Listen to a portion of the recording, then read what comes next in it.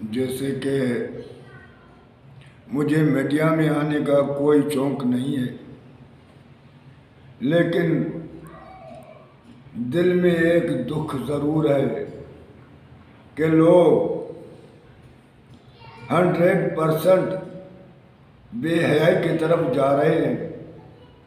لوگوں کو جو پسند چیز ہے وہ ناچ گانے، سیاست اور کھیل تماشے، اور جو کچھ دینی لوگ ہیں وہ بھی دنیا کمانے میں لگے ہوئے ہیں، کیونکہ میرے آقا محمد مصطفیٰ صلی اللہ علیہ وسلم نے فرمایا، جس نے دنیا کو طلب کیا اس کو آخرت نہیں ملے گی، جس نے آخرت کو طلب کیا اس کو دنیا نہیں ملے گی۔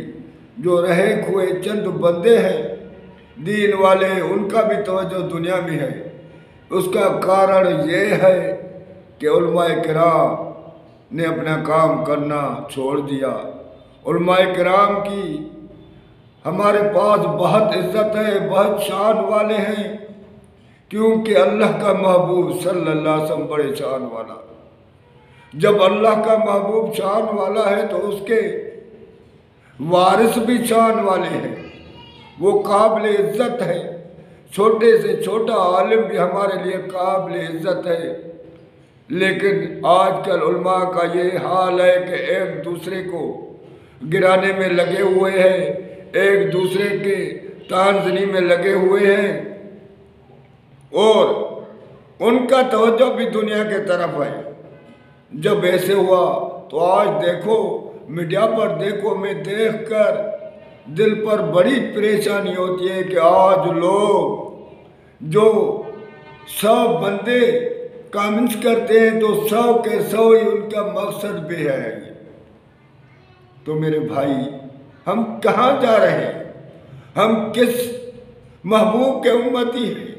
ہمارا رہبر کون ہے؟ ہمیں تبلیغ کیا کر کے گیا؟ کیونکہ ہم نے جو اللہ کے محبوب نے تبلیغ کی، علماء کرام نے اس پر تو توجہ ہی نہیں دیا۔ جو صحابہ کرام نے تبلیغ کی اس پر توجہ ہی نہیں کیا۔ وہ یہی تبلیغ تھی کہ الہوں سے ہٹا کر لا الہ الا اللہ محمد رسول اللہ صلی اللہ علیہ وسلم کی تبلیغ، یعنی دنیا میں جو بھی اللہ ہے ان سے ہٹ جاؤ، ایک اللہ کی طاقت کو مانو، ایک اللہ کے حکومت کو مانو، ایک اللہ کے فیصلے کو مانو، میرے نبی کے فیصلے کو مانو۔ اگر اللہ اس کے رسول کے مقابلے میں کوئی انسان بھی اچھا بندہ اس کا فیصلہ آ جائے اس کو ٹھکرا دو۔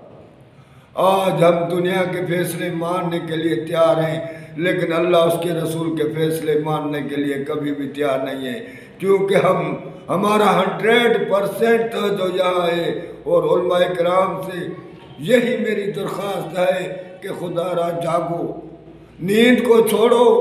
محشر کے دن کیا جواب دو گے اللہ کے پاس کہ میرے نبی کا طریقہ تم نے کیوں چھوڑا اور لوگوں کو کیوں ادھر ادھر کر دیا، کہ کسی بندے کا بھی توجہ دین کے طرف نہیں ہے۔ جو دین سے ہے وہ بھی دنیا کے مطلب سے ہے۔